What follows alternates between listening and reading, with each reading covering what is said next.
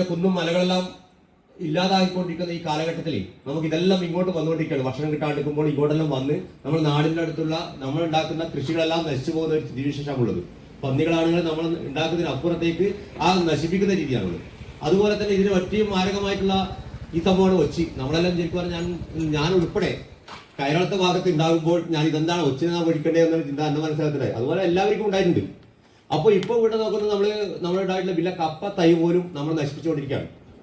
അതുപോലെ തന്നെ ഒച്ചി വണ്ടുകളിലും നമുക്ക് ഉണ്ടാകുന്ന നമുക്കൊരു പ്രയാസമില്ല. നമ്മൾ കറി വെച്ച് തിന്നുന്ന സാധനമാണ് നമ്മൾ ഈ പ്രദേശത്തല്ല. ഇപ്പം അതല്ല ഏതെല്ലാം വിദേശത്തു നിന്നെല്ലാം വന്ന് വണ്ടി ഏത് ഭാഗത്താണ് വരുന്നത് നമുക്ക് മനസ്സിലാകുന്നില്ല. ഒരുപാട് സ്ഥലങ്ങളിൽ ഇത് വ്യാപിച്ച് കിടക്കുന്നുണ്ട്. നമ്മൾ ആദ്യം ഇത് മനസ്സിലാക്കുന്നില്ല. ഇത് കൃഷി നട്ട് നശിച്ചു പോകുമ്പോൾ ഇതിങ്ങനെ എങ്ങനെയാണ് സംഭവം തിരിയുന്നില്ല. അപ്പൊ അത് മനസ്സിലാക്കുന്നതിന് വേണ്ടി അതിന്റെ ബോധവൽക്കരണം അത് ഇല്ലായ്മ ചെയ്യണം. അതുപോലെ തന്നെ നമുക്ക് ഇല്ലാതിരിക്കുന്നില്ലെങ്കിൽ നമുക്ക് ഒരു സാധനവും നമുക്ക് ഇല്ലാണ്ടിരിക്കുന്ന ഒരവസ്ഥയാണ് ഉണ്ടായിക്കൊണ്ടിരിക്കുന്നത്. നമ്മൾ എന്തെങ്കിലും നട്ടുകുഴിച്ചപ്പോൾ അത് ഇല്ലാത്ത അവസ്ഥയാണ് ഉണ്ടായിട്ടുണ്ടായിരുന്നു. ഇന്ന് കയറളം അതുപോലെ തന്നെ ചെക്കിയാട്ട് കാവ് ആ പ്രദേശങ്ങളിൽ ഈ ജീവജാലം അതിഭീകരമാകുന്ന തരത്തിലേക്ക് വർദ്ധിച്ചു വരികയാണ്.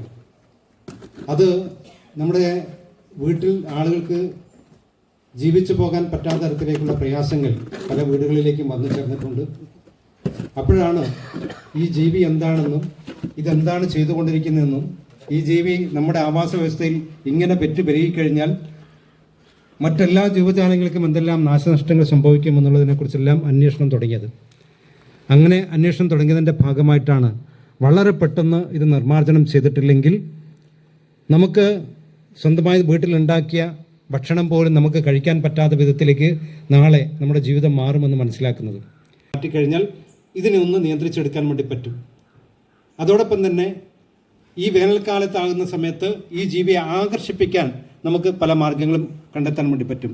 ഈർപ്പമുള്ള സ്ഥലത്തേക്ക് അവിടെ ഭക്ഷണം ഇട്ട് കൊടുത്തു കഴിഞ്ഞാൽ അവിടത്തേക്ക് ഈ ജീവജാലം രാത്രിയാണ് വരിക. പ്രത്യേകിച്ച് 10 മണി മുതൽ അങ്ങോട്ടാണ് ഇത് ഏറ്റവും കൂടുതൽ ഭക്ഷണം തേടി വരുന്നൊരു സമയം. രാവിലെ ആകുമ്പോഴേക്ക് തിരിച്ചു പോകും അത്. അപ്പോൾ ഈ 10 മണി മുതൽ ഒരു 12 മണി വരെയുള്ള സമയത്താണ് ഇത് ഏറ്റവും കൂടുതലായിട്ട് പുറത്തേക്ക് ഇറങ്ങുന്ന സമയം. ആ സമയത്ത് അതിനെ പൊറുക്കി നമുക്ക് മാറ്റാൻ വേണ്ടി പറ്റും. ഇത് കൈകൊണ്ടെടുക്കാൻ പറ്റുന്ന സാധനമല്ല. ഇന്ന് കാണുന്നത് 2015 മുതൽ നടത്തിയൊരു പഠനത്തിൻ്റെ ഭാഗമായി കാണുന്നത് നമ്മുടെ തലച്ചോറിനെ ബാധിക്കുന്ന മാരകമായ രോഗങ്ങൾക്ക് ഇത് കാരണഭൂതമാകും എന്നുള്ളതാണ്. നമ്മുടെ ഇന്നത്തെ യോഗത്തിൻ്റെ അധ്യക്ഷൻ ബാലകൃഷ്ണേട്ടൻ, ഉദ്ഘാടനം ചെയ്ത ബാലകൃഷ്ണേട്ടൻ, മറ്റേ പ്രദേശവാസികളെ, എന്നെ ചിലപ്പോൾ നിങ്ങൾക്ക് പരിചയം ഉണ്ടാവില്ല. ഇപ്പോൾ അടുത്ത് നമ്മുടെ മയ്യിൽ കൃഷിഭവനിൽ ചാർജ് എടുത്തിട്ടേ ഉള്ളൂ. അതുകൊണ്ടാണ് കുറച്ച് പരിചയക്കുറവുണ്ടാവുക. നമ്മൾക്ക് അറിയാം, നമ്മളൊരു 5 മണി എന്നൊക്കെ പറഞ്ഞാൽ അല്ലേ 5:30-ക്കാണ് നമ്മളിങ്ങനെ എത്തിപ്പെടുക. അപ്പോൾ അതോടെ ഞാൻ വന്നപ്പോൾ പറഞ്ഞു 2 പാട്ടൊക്കെ ഇട്ടാൽ ആരെങ്കിലും വരുമെന്ന് പറഞ്ഞു. പിന്നെ നമ്മളുടെ ഇതിൻ്റെ ഒരു പ്രശ്നം നമ്മളെന്താണെന്ന് മനസ്സിലാക്കാൻ വേണ്ടിയിട്ടാണ്. അപ്പോൾ ഈ ഭാഗത്ത് ഒച്ചുകൾ കണ്ടിട്ടുള്ള എത്ര വീടുകളുണ്ട്? ഈ പ്രദേശത്ത് ഇപ്പോൾ എത്ര വീടുകളുണ്ട് മൊത്തം അറിയോ? 150 വീടില്ലേ? ഏതെങ്കിലും പറമ്പിലോ വീടുകളോ ഈ സാധനം കണ്ടിട്ടുണ്ടോ? അതിജീവിച്ചേ പറ്റുള്ളൂ. പക്ഷേ ഈ സാധനത്തിന് ജീവിക്കാനൊരു സാഹചര്യമില്ല. ഇത് മിണ്ടാണ്ട് ആ തോടിൻ്റെ ഉള്ളിൽ 3 വർഷത്തോളം അനങ്ങാണ്ട് കിടക്കും. നല്ല ജീവിക്കാൻ പറ്റിയ സാഹചര്യം വരുമ്പോൾ അത് പിന്നെ പുറത്തേക്ക് ചാടും, അത് ജീവിക്കും, അതിൻ്റെ വംശവർദ്ധനവ് നടത്തും. ഇതിന് നമ്മൾ ശരിക്കും ഒരു സിസ്റ്റമാറ്റിക്കായിട്ട് നമ്മൾ നല്ല ഒരു പാർട്ടിസിപ്പേറ്ററി ആയിട്ട് ആളുകളെ സംയോജിപ്പിച്ച് ഒരു പ്രദേശത്തെ മൊത്തം ആളുകളും, ഇപ്പോൾ ഇവിടെ ഒരു വീട്ടിൽ വന്നു അല്ലെങ്കിൽ മൊത്തം പ്രദേശത്ത് വന്നു, ആ വീട്ടുകാരൻ മാത്രം പ്രിക്കോഷൻസ് എടുത്തതുകൊണ്ട് യാതൊരു കാര്യമില്ല. ചെയ്യുമ്പോൾ ആ ഒരു പ്രദേശം മൊത്തത്തിൽ ചെയ്യണം. നമ്മൾ പണ്ട് മണ്ടരി രോഗം തെങ്ങിന് വന്നപ്പോൾ വ്യാപകമായിട്ട് എല്ലാവരും മരുത്തുകയാണെങ്കിൽ ഒരു വെളുപ്പിനൊക്കെ നനയിച്ചിട്ടുള്ളതിനെ ഫുള്ള് പിടിക്കുക. അല്ലാണ്ട് നമ്മൾ നേരെ വെളുപ്പിന് വീട്ടിലെ പണിയൊക്കെ കഴിഞ്ഞ് പൊളിയും കഴിഞ്ഞിട്ട് ഇതിനെ പിടിക്കാൻ ചെല്ലുമ്പോഴേക്ക് ഞാൻ ആദ്യമേ പറഞ്ഞത് ഇതാണ്, ഇതിൻ്റെ സ്വഭാവം വെളിച്ചം കാണുമ്പോഴേക്ക് സുരക്ഷിത കേന്ദ്രങ്ങളിൽ എത്തിയിട്ടുണ്ടാവും. ഈ രീതിയിൽ നമുക്ക് ഈ ഭാഗത്തേക്ക് എത്തി എന്നുള്ളത് ഉറപ്പാണ്. അപ്പോൾ നമുക്ക് ഇതിനൊരു മോണിറ്ററിങ് ടീം സെറ്റ് ചെയ്യണം, പ്ലാനുകൾ വേണം, എങ്ങനെ ചെയ്യുന്നില്ല അത്ര വ്യാപിപ്പിക്കുന്ന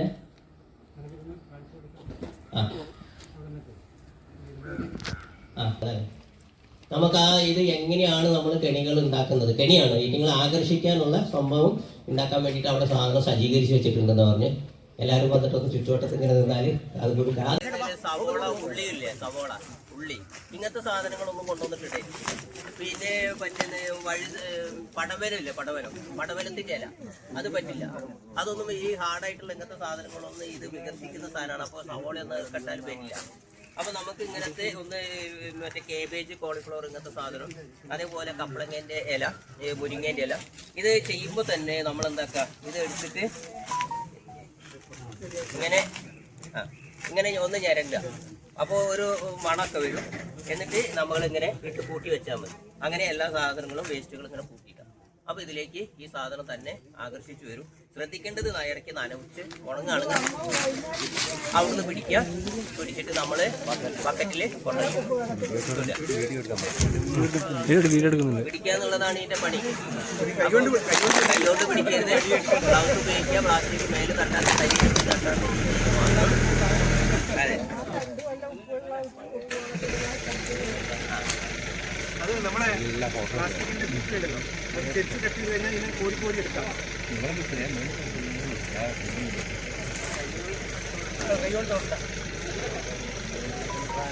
അതെ, എല്ലാം വീട്ടിലുണ്ടാവും, സാധനം ഉണ്ടാവും, എന്റെ കയ്യിലുണ്ടാവില്ല.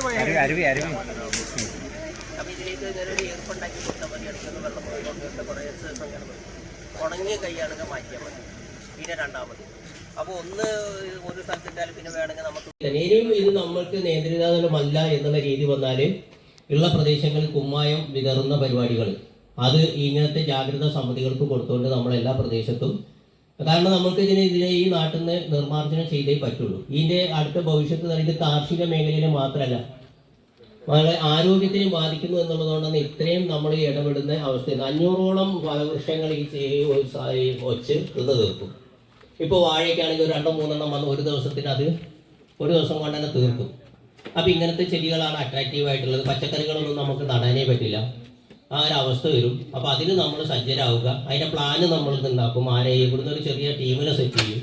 അങ്ങനെ സെറ്റ് ചെയ്തുകൊണ്ട് നമ്മളെ വീടുകളിൽ ഇനിയിപ്പോൾ ഇന്ന് വരാത്തവർ 100-300 വീടുകളുണ്ട് പറഞ്ഞു വരാത്തവർ നമ്മൾ ബോധവൽക്കരിക്കും. ഇങ്ങനെ ചെയ്യണം എന്ന് അവരോട് നിർബന്ധമായിട്ട് പറയും. ചെയ്യുന്നുണ്ടോ എന്ന് നോക്കാനില്ലേ ടീം സെറ്റ് ചെയ്യുന്നില്ലേ.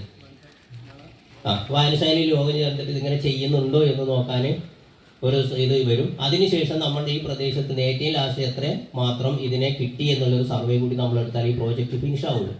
എത്ര കിട്ടി.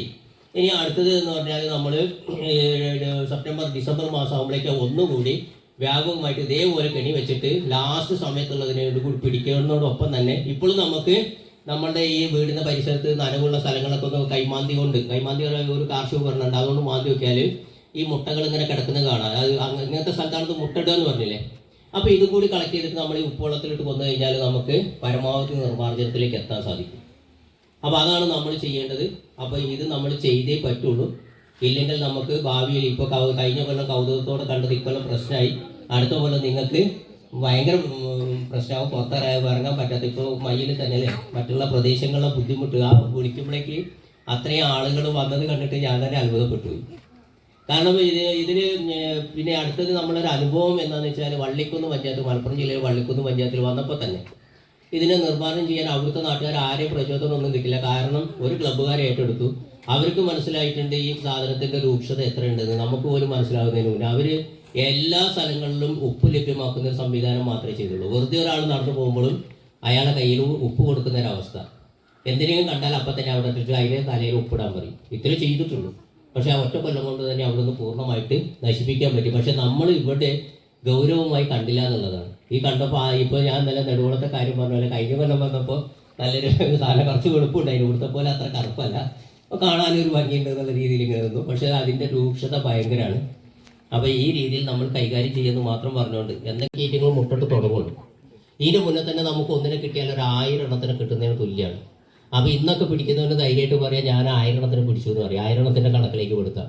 ജൂൺ മാസം ഒരു സെക്കൻഡ് വീക്കൊക്കെ ആയി കഴിഞ്ഞാൽ പിന്നെ അതിന് ഒന്നേ പറ്റുള്ളൂ. അപ്പോഴേക്ക് അത് ഒരു 300-400 മുട്ടയെങ്കിലും ഇട്ടിട്ടുണ്ടാവും.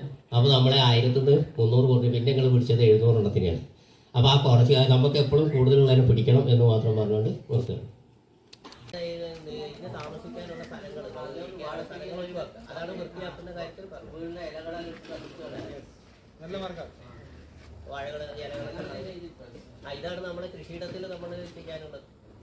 ഇങ്ങനത്തെ കേന്ദ്രങ്ങൾ ഒഴിവാക്കി ഇടം കൊടുക്കാതെ പിന്നെ ഇതിനെ കാണുമ്പോഴാണെന്ന് ഓടിച്ചൊന്നും പിടിക്കണ്ട, അത് അവിടെ തന്നെ ഉണ്ട്. ഞാൻ പറഞ്ഞു അതിന്റെ സഞ്ചാരം എന്ന് പറഞ്ഞാൽ വളരെ സ്ലോവിലാണ്.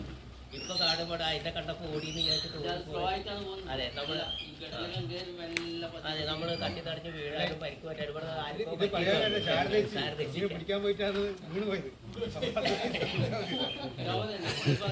തട്ടി ഓടായി മാറിയത്.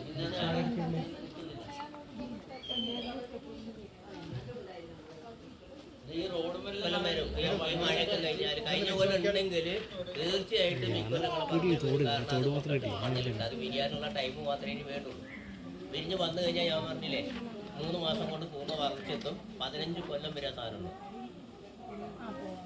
വരാനാവുന്നേ 2 മഴയും കൂടി പെയ്യട്ടെ, അപ്പോഴേക്ക് റെഡിയാക്കി. അപ്പോൾ കാണുന്നതിന് അപ്പം തന്നെ പിടിക്കാം.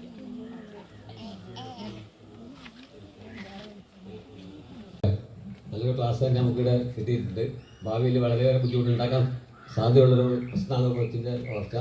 അത് പരിഹരിക്കുന്നതോടെ എല്ലാവരും ഈ കൃത്യ ക്ലാസ് ഉപയോഗപ്പെടുത്തിക്കൊണ്ട് നല്ല രീതിയിൽ നിർമ്മാണം ചെയ്യാൻ വേണ്ടി ശ്രമിക്കണമെന്ന് മാത്രം അഭ്യർത്ഥിച്ചുകൊണ്ടും ഈ യോഗത്തിൽ ക്ലാസ് എടുത്തുന്ന ഓഫീസർക്ക് പാഠശാല കമ്മിറ്റിയോട് നന്ദി രേഖപ്പെടുത്തിക്കൊള്ളുന്നു. അതുപോലെ തന്നെ യോഗത്തിൽ പങ്കെടുത്ത T K Balakrishnan, ward member Rajesh എന്നിവർക്കും നന്ദി രേഖപ്പെടുത്തിക്കൊണ്ട് നിർത്തുന്നു.